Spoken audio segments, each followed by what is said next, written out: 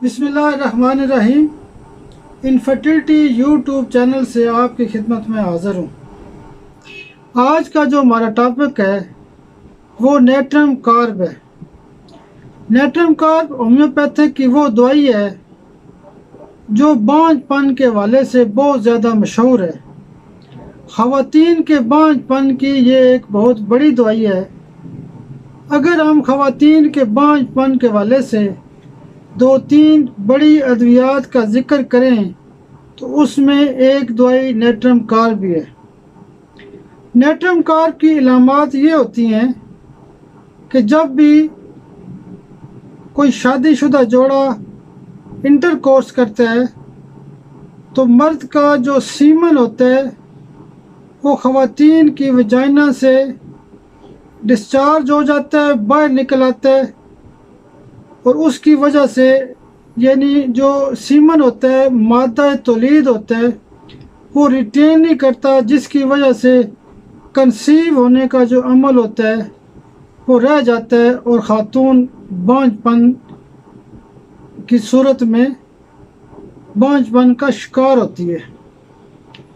उसके अलावा हम अगर जनरल होम्योपैथी के हवाले से नेट्रम कार्ब के हवाले से बात करते हैं तो उसकी जो आम बाकी इलामात और जो बाकी उसकी तफसील है उसको हम देख लेते हैं।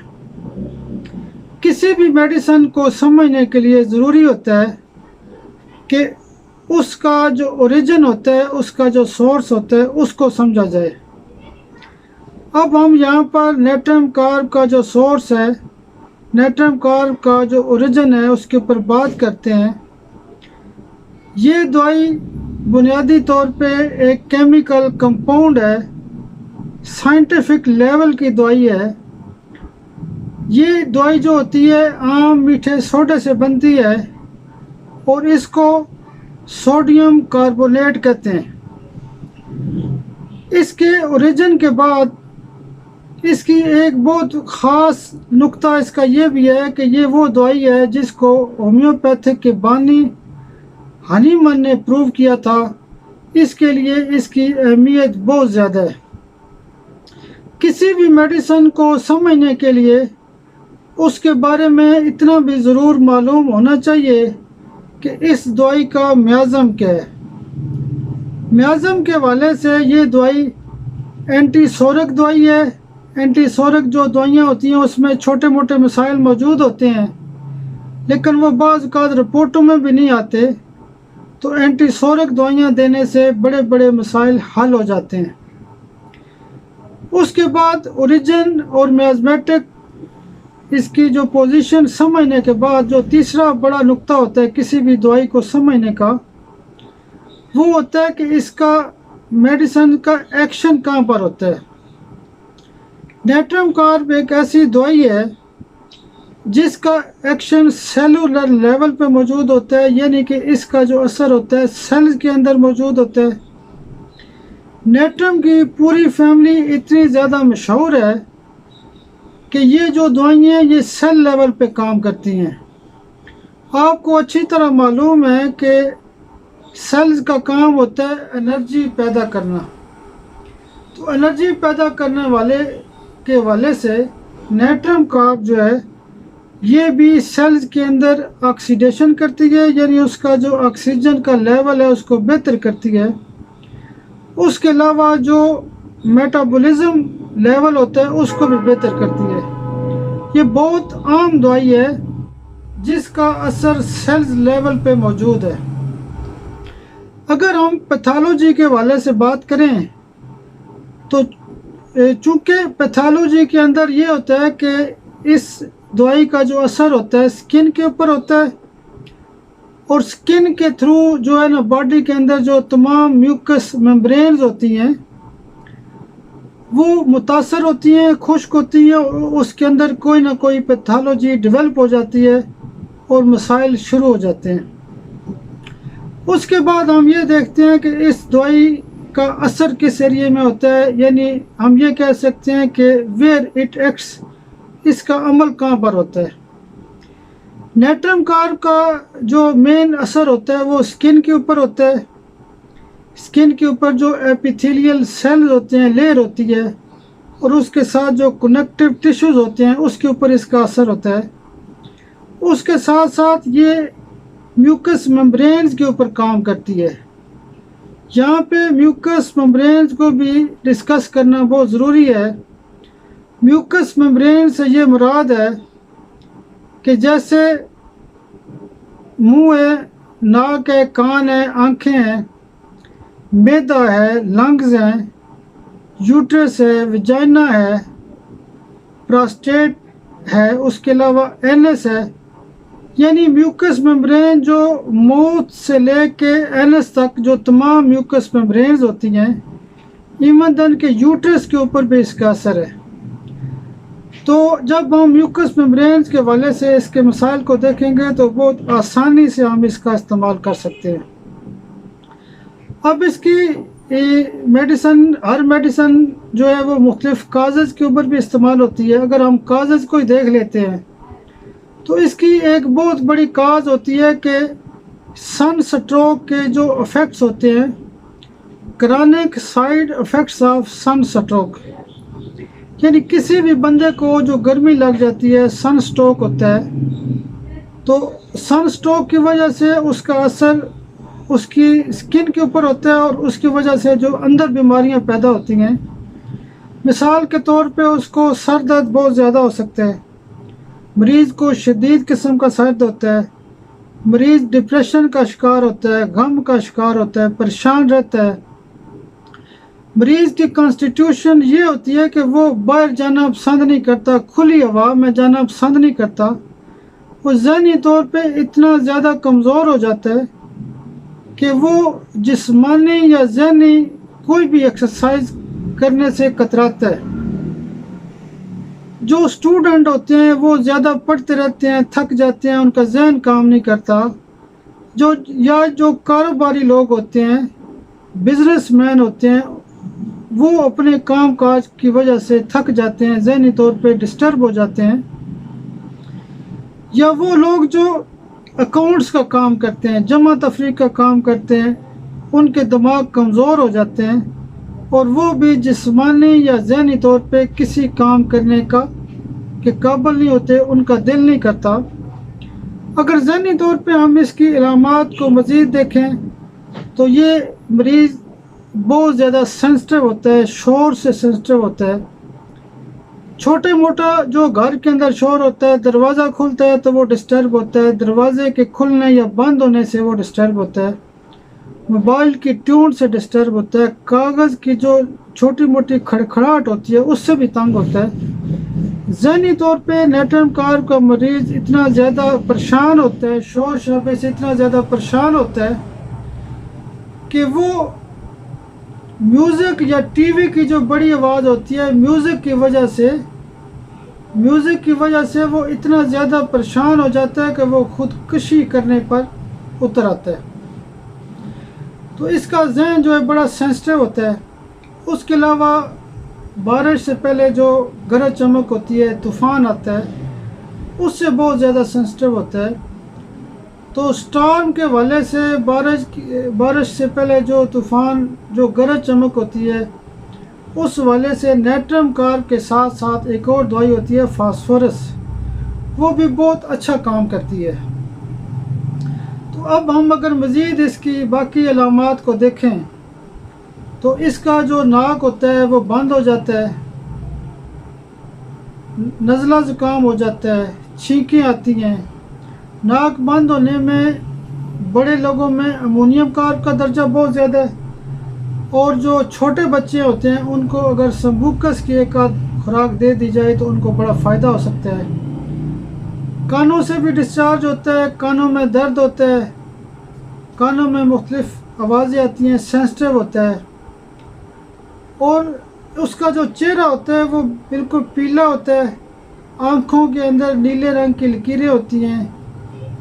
इसी तरह करके वो मोटापे का भी शिकार होता है, ढीला ढाला होता है, उसका दिल नहीं करता कि वो बढ़ जाए।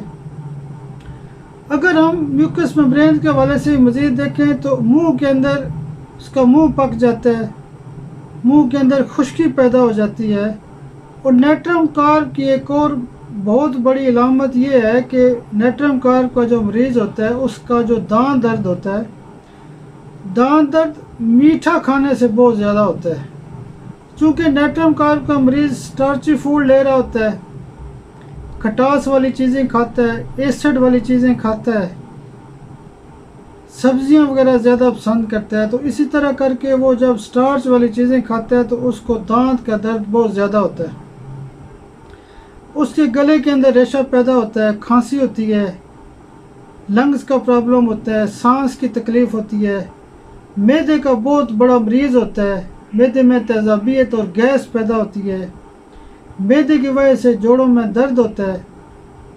اور نیٹرم کارب کی ایک اور بڑی عام علامت یہ ہے کہ نیٹرم کارب کا جو مریض ہوتا ہے اس کو دودھ پینے سے تکلیف ہوتی ہے، دودھ پینے کی وجہ سے اس کو موشن لگ جاتے ہیں۔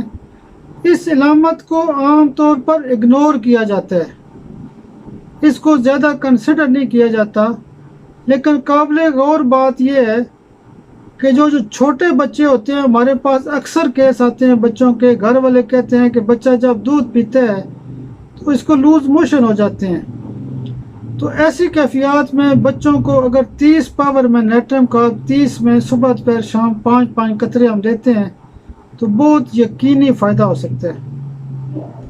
نیٹرم کارب کا جو اثر ہوتا ہے جی آئی ٹی کے اوپر بہت زیادہ ہے، آنتوں کے اوپر اس کا اثر ہے۔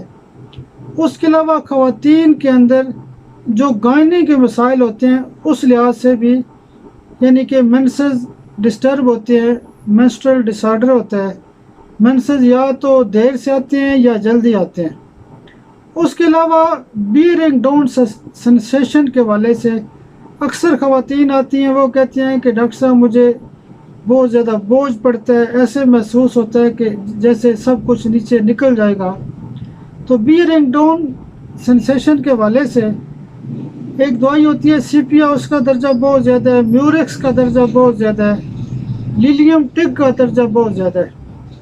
اس کے علاوہ مردوں کے اندر پراسٹیٹ گلینڈ کی خرابیاں ہوتی ہیں، جو فلوڈ نکل رہا ہوتا ہے، قطرے آتے ہیں۔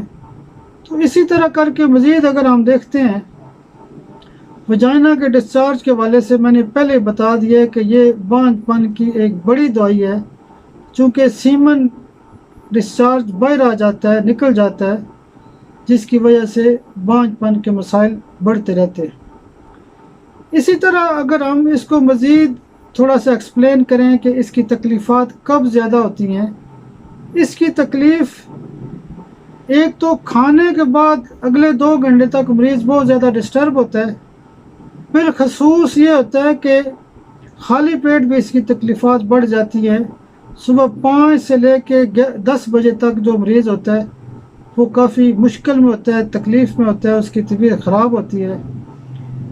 تو مزید اگر ہم دیکھتے ہیں نیٹرم کارب کی اور بھی علامات ہیں، اس کی جو لوور ایکسٹریمٹیز ہوتی ہیں، ٹانگیں جو ہوتی ہیں وہ درد کرتی ہیں، نچلا حصہ کمزور ہوتا ہے، نچلے حصے میں پیرالائز پوزیشن ہوتی ہے۔ نیٹرم کارب کی ایک اور بہت شاندار قسم کی علامت یہ ہے کہ اس میں ٹخنے کمزور ہوتے ہیں۔ اکثر لوگ آگے بتاتے ہیں کہ ہمارا پاؤں دورہ ہو جاتا ہے، گرنے کی پوزیشن ہوتی ہے، موچ آ جاتی ہے۔ نیٹرم کارب موچ کی ایک بہت بڑی دوائی ہے، موچ کے والے سے نیٹرم کارب کا درجہ بہت زیادہ ہے۔ موچ کے والے سے مزید یہ ہے کہ لیڈم پال بھی اس کو بہت زیادہ سپورٹ کرتی ہے۔ بچوں میں جو نیٹرم کارب کے جو بچے ہوتے ہیں ان کے ٹخنے کمزور ہوتے ہیں، وہ چلتے ہوئے گر جاتے ہیں، تو اس میں نیٹرم کارب بہت اچھا رزلٹ دیتی ہے۔ کسی بھی میڈیسن کو بہتر سے بہتر سمجھنے کے لیے، اس سے بہترین رزلٹ لینے کے لیے ضروری ہوتا ہے کہ اس میڈیسن کی موڈیلٹیز کو سمجھا جائے۔ موڈیلٹیز سے مراد یہ ہے کہ اس کی کمی بیشی، یعنی کہ تکلیف کب زیادہ ہوتی ہے، کب کم ہوتی ہے۔ تو اسی طرح کر کے اس کی موڈیلٹیز سے مراد یہ ہے کہ مریض گرمی کی وجہ سے تکلیف میں ہوتا ہے، سن سٹروک کی وجہ سے اس کی تکلیفات زیادہ ہوتی ہیں، شور شرابے یا میوزک کی وجہ سے تکلیف زیادہ ہوتی ہے، دودھ پینے سے تکلیف زیادہ ہوتی ہے، اسی طرح کر کے سکن کے اس کے مسائل جو ہوتے ہیں وہ بالخصوص زیادہ ہوتے ہیں۔ اسی طرح نیکسٹ جو اس کے اندر جو پوائنٹ ایک اور آ رہا ہے وہ ہے اس کا ریلیشن شپ کیا ہے۔ ہر میڈیسن کا ریلیشن شپ بھی سمجھنے کی ضرورت ہوتی ہے۔ تو ریلیشن شپ کے حوالے سے، کھانسی کے حوالے سے اس کا جو کمپیریزن بنتا ہے وہ بالخصوص بنتا ہے نیٹرم سلف کے ساتھ، اور بیئرنگ ڈاؤن سینسیشن کے حوالے سے اس کا جو کمپیریزن ہے وہ سیپیا کے ساتھ بنتا ہے۔ نیٹرم کارب کے ساتھ ساتھ جو بوجھ پڑتا ہے خواتین میں، نیچے جو بوجھ پڑتا ہے اس میں سیپیا کا درجہ بھی بہت زیادہ ہے۔ کسی بھی کامیاب ہومیوپیتھک ڈاکٹر کے لیے ضروری ہوتا ہے کہ اس کا جو تھراپیوٹکس ہے وہ اچھا ہو۔ جتنے بھی ڈاکٹر زیادہ مریض دیکھتے ہیں، 300-400 پیشنٹ ڈیلی دیکھتے ہیں، ان کی پریکٹس تھراپیوٹکس کے اوپر بہت سٹرانگ ہوتی ہے۔ تھراپیوٹیکلی اگر ہم غور کریں تو نیٹرم کارب کس کس لیول پہ کام کرتی ہے، مثلا یہ کف کی دوائی ہے، یہ جوائنٹس کی دوائی ہے، ریومٹزم کی دوائی ہے، یہ سپرینز کی دوائی ہے، موچ آنے کی دوائی ہے، یہ اسٹیلٹی کی دوائی ہے، خواتین کے بانجھ پن کی دوائی ہے، اسکن کی دوائی ہے، ہرپیز کی دوائی ہے۔ اسی طرح کر کے اور بھی اس کے اندر جو مینسز کے ڈس آرڈرز ہوتے ہیں، گائنی کے مسائل ہوتے ہیں، اسی طرح کر کے تھراپیوٹکس کے والے پہ بھی ہمیں اس کو سمجھنے کی ضرورت ہوتی ہے۔ ڈائریا اس کے اندر بہت امپورٹنٹ ہے، تو تھراپیوٹیکلی بھی نیٹرم کارب کا درجہ بہت زیادہ ہے۔ تو انشاءاللہ اس یوٹیوب چینل کے اوپر تمام وہ چیزیں ڈسکس کی جاتی ہیں جو پریکٹس کی بنیاد کے اوپر ہیں اور رزلٹ اورینٹڈ پریکٹس کے لیول پہ ڈسکس کی جاتی ہیں۔ انشاءاللہ ریپٹی کے والے سے، میٹیریا میڈیکا کے والے سے، جنرل عام ایک جو پیشنٹ ہوتا ہے اس کے کیا مسائل ہیں اس والے سے، بالخصوص انفرٹیلٹی کے والے سے، زنانہ اور مردانہ بانجھ کے والے سے بھی بات ہوتی رہے گی۔